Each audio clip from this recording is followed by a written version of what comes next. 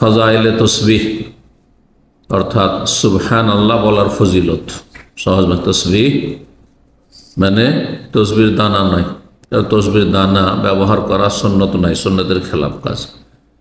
এটাতে লোক দেখানোই বেশি হয়।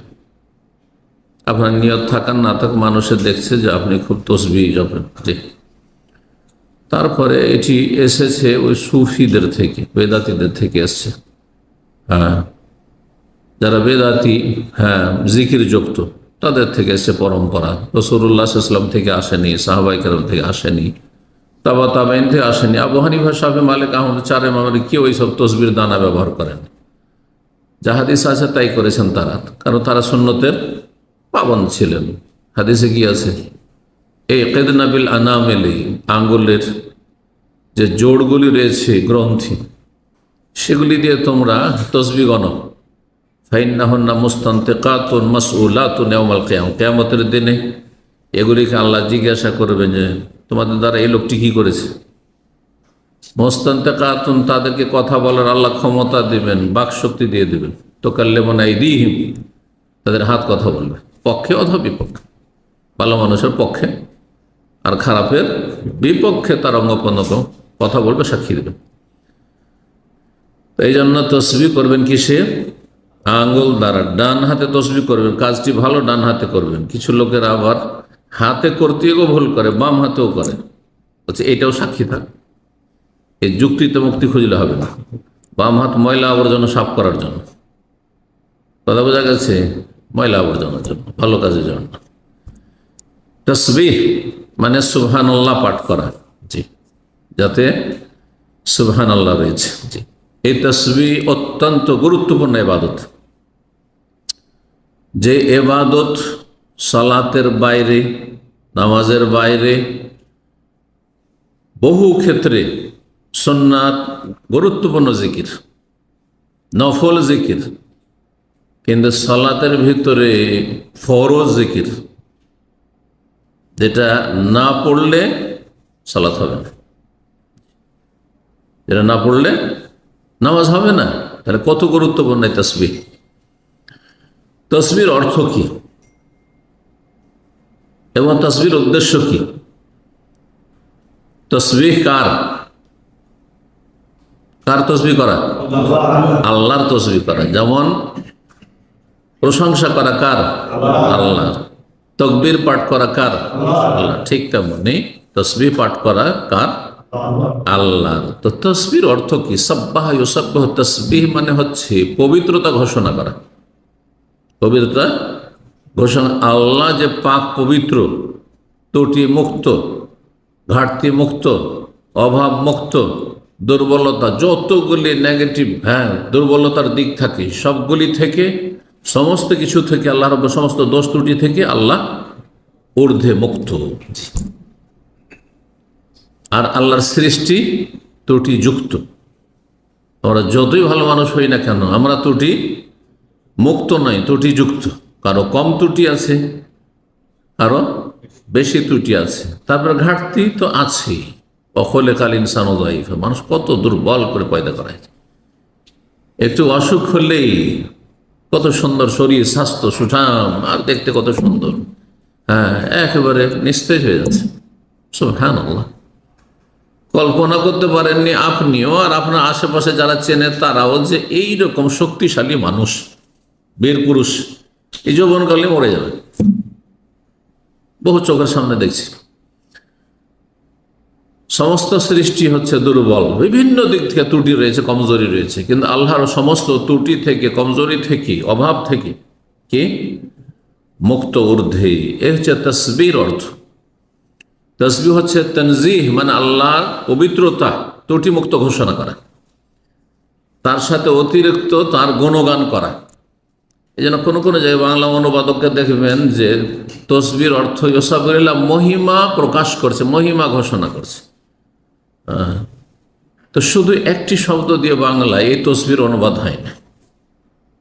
ত্রুটি মুক্ত ঘোষণা করে তারপরে গুণগান করা, তারপরে গুণগান, এর নাম তসবিহ। কারণ কোনো কিছু পূর্ণ হওয়ার জন্য দুটি দিক আছে। একটা হচ্ছে ত্রুটি মুক্ত হওয়া, আর একটি হচ্ছে ভালো গুণ বৈশিষ্ট্যগুলি পরিপূর্ণ মাত্রায় থাকা। যেমন আপনারা এখানে মজলিসে হাজির হয়েছেন, আপনাদের সুন্দর একজন সুন্দর মানুষ হিসাবে ভালো মজলিসে বসার যোগ্য ব্যক্তি আপনি। এর জন্য দুটো দিক রয়েছে। একটা হচ্ছে আপনার শরীরে ময়লা আবর্জনা গন্ধ কাপড়ে এ না থাকে যেন, তাই না?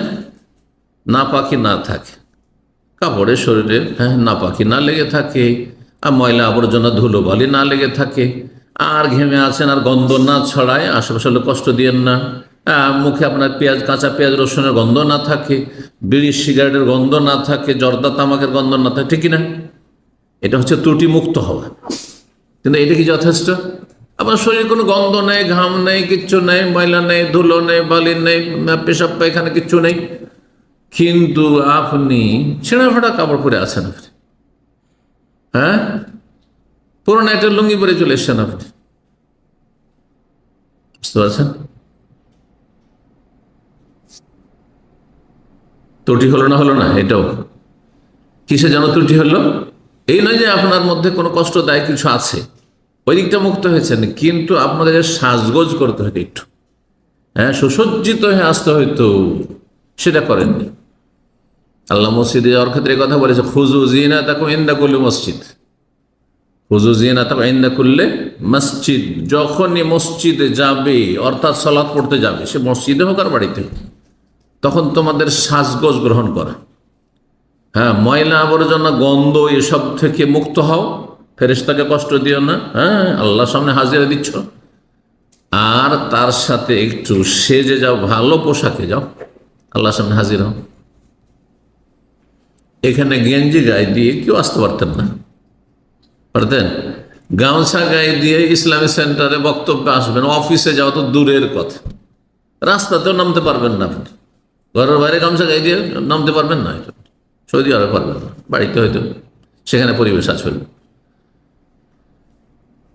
কিন্তু আপনি নামাজে দাঁড়িয়ে যাচ্ছেন এটা গামছা গায়ে দিয়ে, সেই গামছা ভিজে ভিজে গন্ধ করছে, গেঞ্জি ঘেমে গন্ধ করছে, শরীরে গন্ধ হচ্ছে, মসজিদে হাজির হয়ে যাচ্ছে না। তো তসবির অর্থ বোঝাচ্ছিলাম, তসবির মানে দুটো দিক, ত্রুটি মুক্ত ঘোষণা করা রবকে সুবহানাল্লাহ বলার মাধ্যমে, সুবহানাকা বলার মাধ্যমে, আর তার সাথে আল্লাহ রাব্বুল আলামিনের ভালো গুণগুলি প্রকাশ করা,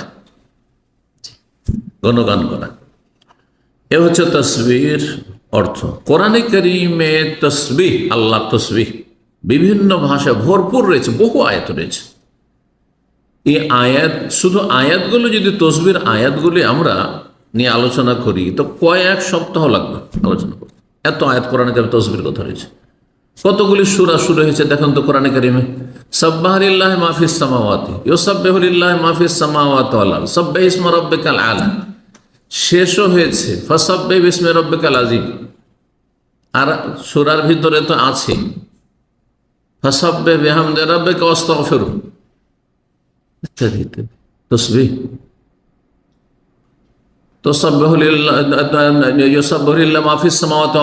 মানে আসমান জমিনে যা কিছু সব কিছু তসবিহ করে, যে কেউ শুধু না, বরং যা কিছু আছে সমস্ত বস্তু আল্লাহ তসবিহ করে।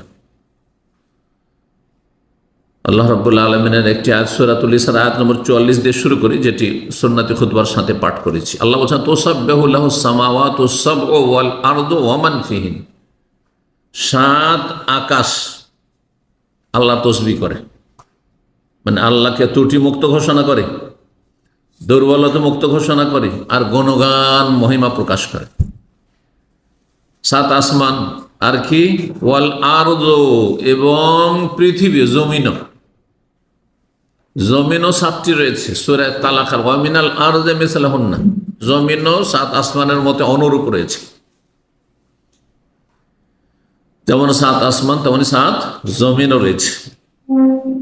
ওমান ফিহিন, শুধু তাই নয় যে আসমান জমিন তসবিহ করে, ওমান ফিহিন, আর যে কেউ এর মাঝে রয়েছে, ফেরেশতা, মালায়েকা, মালায়েকার আহারিত হচ্ছে তসবিহ, ফেরেশতার আহার হচ্ছে তসবিহ। আমাদের শরীরের আহারের জন্য খাদ্য পানীয় লাগে, কিন্তু রূহ কলবের আহার হচ্ছে আল্লাহর জিকির। জিকরুল্লাহ, আলা বিযিকরিল্লাহ তাতমাইন্নুল কুলুব। শুনে রাখো, আল্লাহর জিকির আজকারী মনের প্রশান্তি রয়েছে।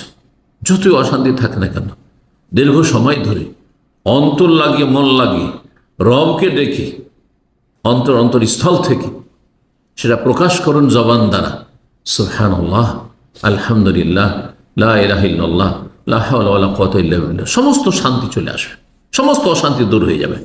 কথা বুঝতে পেরেছেন? তো তাসবিহ হচ্ছে মানুষের অন্তরের খোরাক, আহার। আল্লাহ বলছেন এই আসমান জমিন, 7 আসমান জমিন এবং এই উভয়ের মাঝে যা কিছু রয়েছে সব তাসবিহ করে। ওয়া মিন শাইইন ইল্লা ইউসাব্বিহু বিহামদিহি, আর এমন কিছু নেই, সেই যে কোনো বস্তু, জিনিস, বস্তু কাকে বলা হয়? আল্লাহ ছাড়া সবই হচ্ছে বস্তু। আল্লাহ ছাড়া যা আছে, পোকা মাকড় কীট পতঙ্গ, ভালো মন্দ যা আছে, আপনার চারপাশ যা দেখছেন সেই, তো সেই সব কিছু সেই, বুঝতে পারছেন? সেটা প্রাণ থাক আর নাই থাক, প্রাণহীন হোক, উদ্ভিদ হোক অথবা অন্য কিছু জড় পদার্থ হোক, যা কিছুই হোক না কেন। আপনি মরুভূমিতে দেখেন তো, নদীর চরে দেখুন তো, কত বালিকণা রয়েছে, কত ধূলিকণা রয়েছে মাটিতে। চিন্তা করুন তো দেখি, সব এই শাইয়ের মধ্যে সামিল। ওয়াইন মিন শাইইন ইল্লা ইউসাব্বিহু বিহামদিহি, এমন কোন বস্তু নেই, ওলামারা বলেছেন সেই আল্লাহ ছাড়া যা কিছু সব কিছু সেই। এই যে কুল্লু শাইইন হালিকুন, আল্লাহ অন্য আয়াতে বলছেন প্রতিটি বস্তু হচ্ছে ধ্বংসশীল। জি, প্রতিটি বস্তু শেষ হয়ে যাবে, একসময় ছিল না, শেষ হয়ে যাবে। ইল্লা ওয়াজহা, একমাত্র আল্লাহ রাব্বুল আলামিন। আল্লাহ রাব্বুল আলামিন, আল্লাহর চেহারা দিয়ে, আল্লাহর চেহারা যেহেতু আছে আল্লাহর মতো, আল্লাহর চেহারা দিয়ে আল্লাহ সত্তাকে উদ্দেশ্য করা হয়েছে। এই না যে ওয়াজহন মানে সত্তা, না, এটা অর্থ নয়, আল্লাহর চেহারাই, কিন্তু আল্লাহর চেহারা বলে আল্লাহ সত্তাকে উদ্দেশ্য করা হয়েছে। যেমন আমরা নিজের ভাষা, এটা ভাষার অলংকার। কোনো মানুষকে আপনি অনেকদিন দেখেননি, তারপর হঠাৎ করে দেখা হয়েছে, ভাই আপনার চেহারাটা অনেক দিন পরে দেখলাম। হ্যাঁ, আরো দেশীয় ভাষা, আপনার নুরানি চেহারাটা অনেক দিন পরে দেখতে পেলাম। শুধু চেহারা দেখলেন, মাথা দেখেননি, চুলগুলো দেখেননি, হাত পা দেখেননি, জামা কাপড় দেখেননি, সবই তো দেখেছেন। তো চেহারা কেন বলছেন? ওই ভাষাতেই, মানুষের ভাষাতেই করেন না, মানুষ যাতে বুঝে। কুল্লু শাইইন হালিকুন ইল্লা ওয়াজহা। আচ্ছা, আমাদের চেহারা আছে বলে ওই লোকটিকে বলছেন যে আপনার অনেকদিন পরে চেহারা দেখলাম, না চেহারা নেই? মানুষের চেহারা আছে না নেই? একমাত্র দুনিয়াতে একটা জিনিস নেই আর মানুষ বলে, সেটা হচ্ছে ঘোড়ার ডিম। ঘোড়ার ডিম নেই কিন্তু ডিম বলে। কিন্তু আল্লাহ যেগুলো বলেছেন আল্লাহ সম্পর্কে, সেগুলির কোনোটা নাই বলবেন, আপনি ঘোড়ার ডিম বানিয়ে দিলেন। আপনি আউযুবিল্লাহ, কুফরি করলেন আপনি। আল্লাহ চেহারা আছে বলছেন, আল্লাহ চেহারা নেই, নিরাকার। আল্লাহর হাত আছে আল্লাহ বলছেন, বড় 2 হাতের কথা, ইয়াদাহু মাবসুতা বলছেন। আল্লাহর হাত নেই, কুদরতি হাত। আল্লাহর পা নেই, কুদরতি পায়ে সিজদা করছি। সব কুফরি কথা, কুফরি কথাই সব। আমার সম্পর্কে আপনারা বেশি জানেন, আমি বেশি জানি? প্রত্যেকে নিজ নিজ সম্পর্কে অন্যের চাইতে বেশি জানে। আরে আপনার স্ত্রীর চাইতে বেশি আমি, বা আপনার স্ত্রীর চাইতেও আপনি বেশি জানেন আপনি নিজেকে, যে আপনি কেমন। কারণ অনেক কিছু হয়তো গোপন আছে তার উপর, অথচ সে অতপ্রত সবসময় আপনার কাছে থাকছে। আপনার বাপ মার চাইতে বেশি আপনি নিজের সম্পর্কে জানেন, ঠিক না? এটা যদি মানুষেরই অবস্থা হয় না, নিজের সম্পর্কে মানুষ বেশি ওয়াকিফাল, তার রব সম্পর্কে কি বলবেন? আল্লাহ সম্পর্কে আল্লাহ বেশি জানেন না আমরা বেশি জানি? তো আল্লাহ তো নিজেই বলছেন, ওয়াজহু রব্বিকা, রবের চেহারার কথা, রবের হাতের কথা বলছেন না? তো এটা বলতে আপত্তিটা কোথায়? কেন অপব্যাখ্যা করবেন? কেন জাহান্নামের রাস্তা ধরবেন? জি, কেন শয়তানকে সুযোগ দেবেন? জি, তো বলছিলাম, আল্লাহ বলছেন ওয়াইম মিন শাইইন ইল্লা ইউসাব্বিহু বিহামদিহি, এমন কিছু নেই পৃথিবীতে যা রবের প্রশংসার সাথে সাথে তসবিহ করে না। তসবিহও করে আর প্রশংসা করে। ওয়ালাকিন, যে দেখি না কোথায় এ পানির বোতল কোথায় তসবিহ করছে, এ টেবিল আর টেবিলের ওপরে যে আপনার টেবিল ক্লথ আছে কোথায় তসবিহ করছে, হ্যাঁ এ মাইক কোথায় তসবিহ করছে, দেখতে পাচ্ছি, শুনতে পাচ্ছি, জানতে পারছি। গাছপালা, হ্যাঁ ঘাস পাত, এই বালিকণা ধুলো সব তসবিহ করছে, দেয়াল তসবিহ করছে, এই এসে তসবিহ করছে, ছাদ তসবিহ করছে, সব তসবিহ করছে। আল্লাহ বলছেন, আল্লাহকে অবাস্তব বলেছেন না সত্য? সাদাকাল্লাহুল আযীম শুধু মন্ত্রের মতো পড়লে হবে যে কোরআন পড়া থামলেন না বলে সাদাকাল্লাহুল আযীম। সাদাকাল্লাহুল আযীম মানে কি? মহান আল্লাহ সত্য বলেছেন, এটা আগে অন্তরে বিশ্বাস করতে হবে, এটা নামে ঈমান। তো বলছিলাম, আল্লাহ বলছেন সব কিছুই তসবিহ করে আল্লাহ, সব কিছুই প্রশংসা করে আল্লাহ, কিন্তু তোমরা ওয়ালাকিন লা তাফকাহুনা তাসবিহাহুম, তাদের তসবিহ তোমরা বুঝো না, বোধগম্য না। মানুষের কথা বুঝি, আরে মানুষ, সব মানুষেরই তো কথা বুঝি না, যে কয়টা ভাষা বুঝি তাদের ভাষা বুঝি। এবং চাইনিজ আমার সামনে এসে কথা বলছে, একটা অক্ষর বুঝি না, অত দূরে যেতে হবে না। একই ইন্ডিয়ার মধ্যে একজন বাঙালি কেরলের একটা শব্দও বুঝে না, শব্দ বুঝে না। কথা বুঝতে পেরেছেন?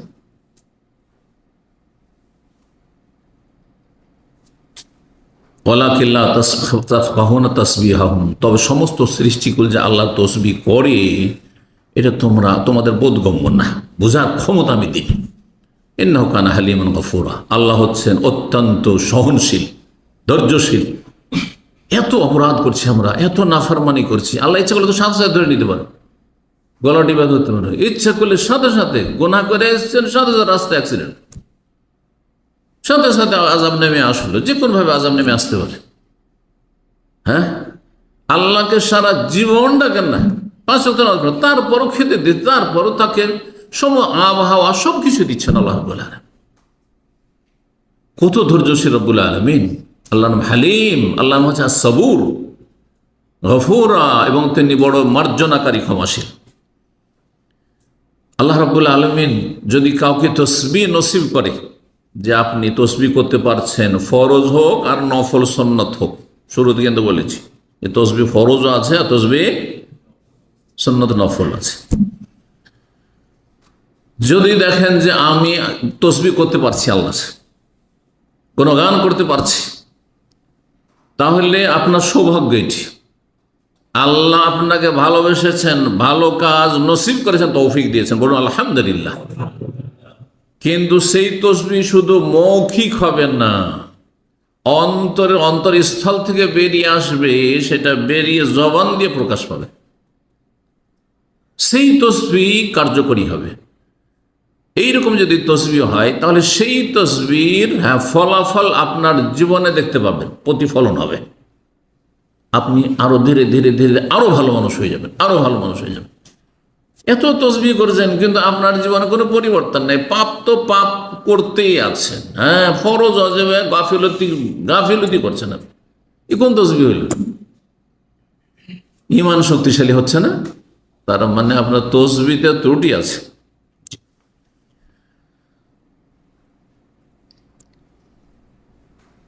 তসবিহ বলছিলেন, কোরআনে কারিমে কত তসবিহর আয়াত রয়েছে।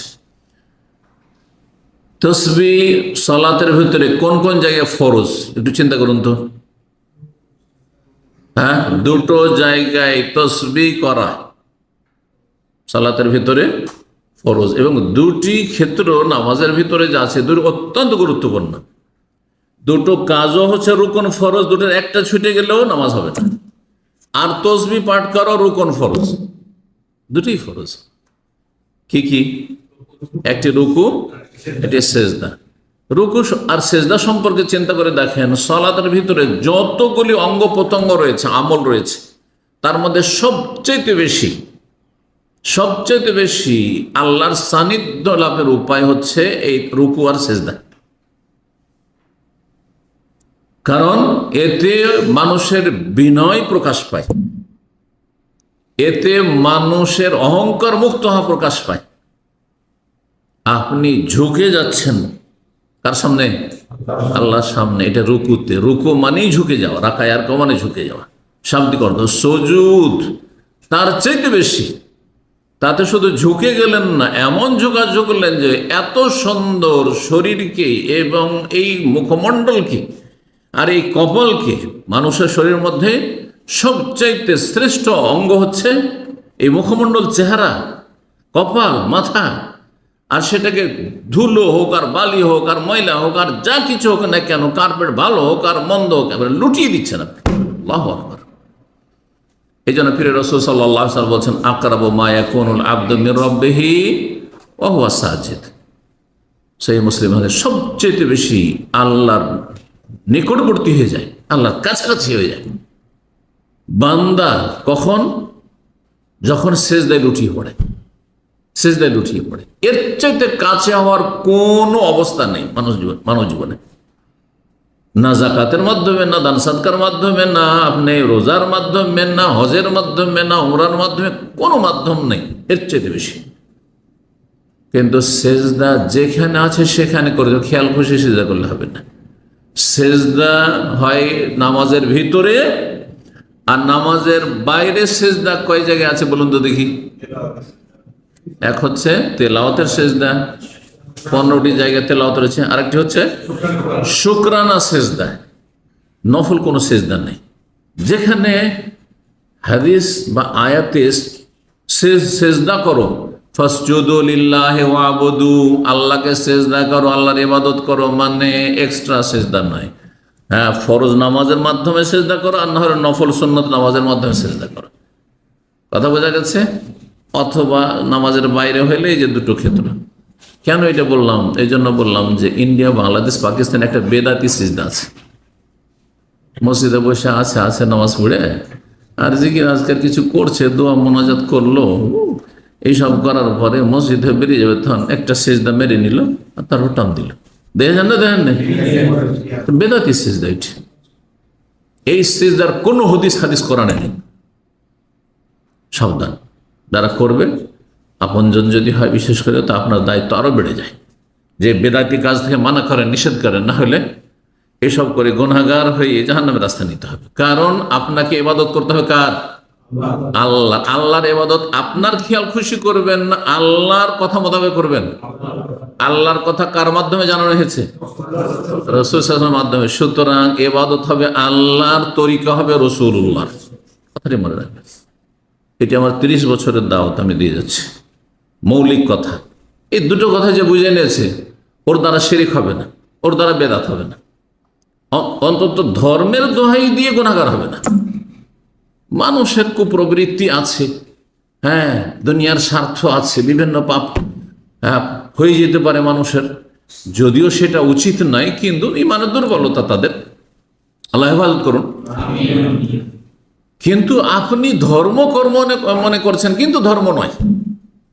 হ্যাঁ, আল্লাহকে রাজি করতে চাইছেন, কিন্তু আল্লাহ অসন্তুষ্ট হয়ে যাচ্ছেন। এটা হচ্ছে শিরক আর বেদাত। যারা মাজার পূজা করে কি মনে করে যে পাপ করছি, বলে কবিরা গুনাহ করছি, আরে ওলিয়া ওলিয়া তাজিম করছি, তোমার বেয়াদব, তাই না? আচ্ছা, যে মিলাদ করে, নিয়ত পড়ে, কবিরা গুনাহ করছি, ঠিক না? সবের কাজ করছি, নবীকে ভালোবাসি বলেই তো মিলাদ করছি, ঠিক না? বেদাত আর শিরক আল্লাহকে পাওয়ার জন্য করা, কিন্তু আল্লাহকে পাওয়া যায় না, আল্লাহর থেকে দূরে হয়ে যায়, নবী থেকে দূরে হয়ে যায়, নবীর শাফাত থেকে দূরে, হাউজে কাউসার থেকে দূরে হয়ে যায়। তো বলছিলাম রুকু এবং সিজদা। রুকু সিজদাতে কি বলতে হয়? কি বলবেন রুকু সিজদাতে? একজন বলেন। হ্যাঁ, রুকুতে সুবহান রাব্বিয়াল আযীম, সিজদায় এছাড়াও বেশ কিছু তাসবিহ রয়েছে, হাদিস আছে।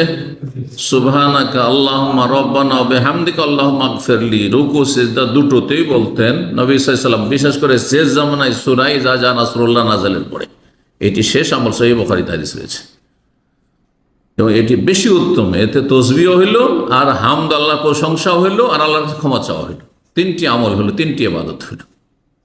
এটার উপর আমল আমি এই হাদিস পড়ার পর থেকে নয়, আমার আব্বা রাহিমাহুল্লাহ আমার প্রথম শিক্ষক নামাজের, যখনই এই দোয়া সূরা মুখস্থ করিয়েছিলেন, আমার ঠিক মনে নেই যে কত বছর, মানে মনে পড়তে থেকে ওই নামাজ পড়ছি আর আব্বা শিখিয়েছেন, ওই হয়তো 5 বছর বয়স হবে, 7 বছর আগে এক কথায়। তখন থেকে সুবহান রাব্বিয়াল আ'লা, সুবহান রাব্বিয়াল আ'লা মুখস্থ করাননি, মুখস্থ করেছেন এটি সুবহানাকা আল্লাহুম্মা রাব্বানা ওয়া বিহামদিকা আল্লাহুম্মা ইগফিরলি, তখন দিয়ে পড়ি। এটা তো বেশি ফজিলত রয়েছে। কিন্তু আপনি সবগুলোর আমল করার জন্য কখনো সুবহান রাব্বিয়াল আযীম, কখনো সুবহান রাব্বিয়াল আ'লা, কখনো সুবহানাকা আল্লাহুম্মা রাব্বানা ওয়া বিহামদিকা আল্লাহুম্মা ইগফিরলি, কখনো সুবহান কুদ্দুস রাব্বুল মালায়েকাতু ওয়ার রূহ, এটা বেশি ভালো। যখন হাদিস পড়লাম একটু বুঝতে শিখলাম, তখন সবগুলি সুন্নাত ফলো করার চেষ্টা করি, কারণ সবগুলি যেহেতু সহিহ, যাতে করে নবী সাল্লাল্লাহু আলাইহি ওয়াসাল্লাম সবগুলি আমলে আমার একটা অংশ থাকে, তার অনুসরণ করি। জি, তো জানা বেশি জানেন তার এম করবেন, আর না জানেন তো হ্যাঁ একেবারে জানছেন না আর মুখস্থর বয়স নেই, তখন ঠিক আছে সুবহান আযীম বলছেন, সুবহান আল্লাহ শুধু বলছেন। কিন্তু যখন এখন মুখস্থ করার সুযোগ আছে বা আপনার বলার সুযোগ আছে, তাহলে এই আমলগুলি করার চেষ্টা করবেন। আল্লাহ দান করেন। এখানে আজকের আলোচনা শেষ করছি। জাযাকুমুল্লাহু খাইর।